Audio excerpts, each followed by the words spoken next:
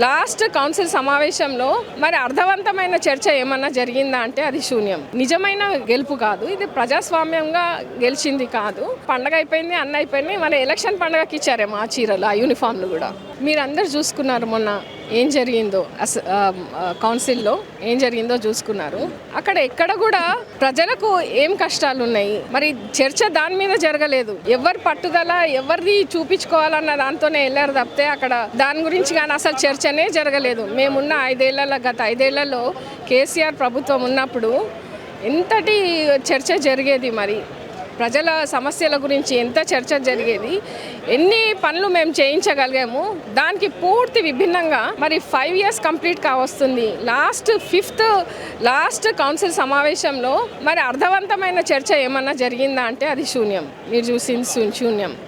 దానికి ఇంకొకటి ఏంటంటే మరి కొత్తగా అన్నీ తీసుకొస్తున్నారు. ఇప్పుడు ప్రభుత్వం తీసుకొచ్చి ఇండస్ట్రియల్ ల్యాండ్స్ అన్నీ కూడా ట్రాన్స్ఫర్మేషన్ చేసి మరి ఇష్టరీత్యా మరి ఏదైతే కార్ చౌకగా మరి వచ్చే వాళ్ళందరికీ కమర్షియల్ చేసి దాన్ని ఇస్తున్నారో దాని గురించి మరి పోరాటం చేయాలనేది మా పార్టీ నిర్ణయించింది.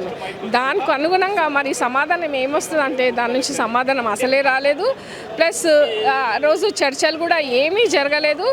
అదంతా కూడా మరి ఏకపక్షంగా ఎట్లాగో క్లోజ్ చేసేయాలి. వాళ్ళు చేసినవి కూడా ఏం లేవు. ఈ లాస్ట్ 2 yearsలో కూడా ఈ పలానా మేము పని చేసామంటూ కూడా ఏం లేదు. హైడ్రా తీసుకొచ్చారు వాళ్ళు, కానీ ఎంతమంది పేదలకు మరి ఇంకొకటి ఉపాధి కల్పించకుండా వాళ్ళ ఇల్లు కూల్చేసి మీ అందరు చూస్తున్నారు. వాళ్ళకు పేదలకు ఈరోజు ఎంత నష్టపోతున్నారని చూస్తున్నారు. అలాంటి తీసుకొచ్చిన వ్యవస్థ ఏదైనా తీసుకొచ్చినా కూడా వాళ్ళు ఒక ఫోకస్తో ముందుకు వెళ్లకుండా మరి ఈ 3 years కూడా ఇలాగే కాలక్షేపం చేస్తూ గడిపేస్తారన్న అనుమానం అయితే ఖచ్చితంగా ఉంది.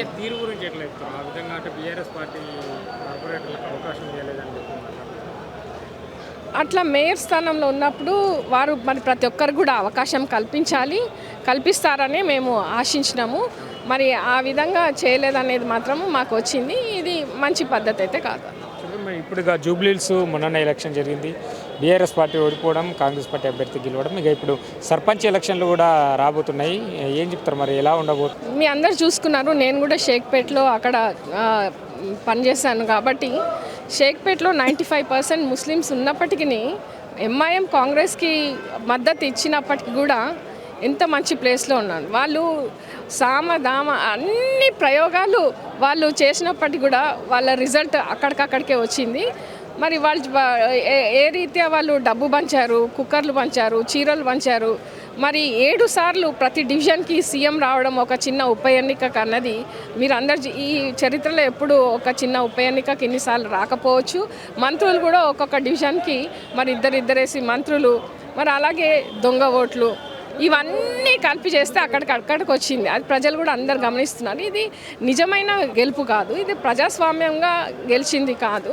వాళ్ళు రూలింగ్ పార్టీలో ఉండి పోలీసులు అందరినీ తమ వైపు తిప్పుకొని వాళ్ళు సాధించిందే తప్ప ఇది మాత్రము ప్రజాస్వామ్యబద్ధంగా గెలిచినది కాదని మా అభిప్రాయం. చీరల గురించి ఏం చెప్తారు మేడం? గతంలో బీఆర్ఎస్ పార్టీ అధికారంలో ఉన్నప్పుడు ఇచ్చిన చీరలు నాసిరకమైన చీరలు, గ్రామీణ ప్రాంతాలలో పంట పొలాలకి పరదల్లా కట్టుకున్నారు, నాణ్యత కలిగిన చీరలు ఇస్తున్నా అని చెప్పి కాంగ్రెస్ పార్టీ మాట్లాడుతుంది. మరి ఇది తప్పుడు ప్రచారమే కదండి.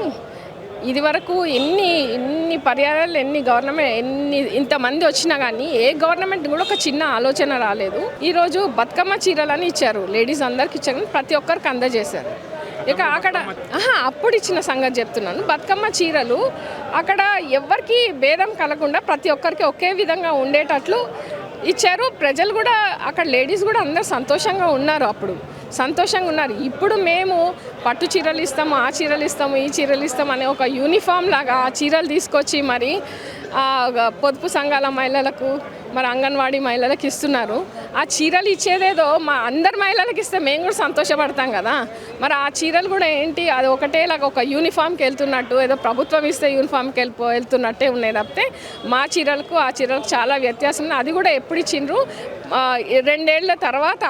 మరి పండగ అయిపోయింది, అన్న అయిపోయింది, మన ఎలక్షన్ పండగకి ఇచ్చారేమో ఆ చీరలు, ఆ యూనిఫామ్లు కూడా.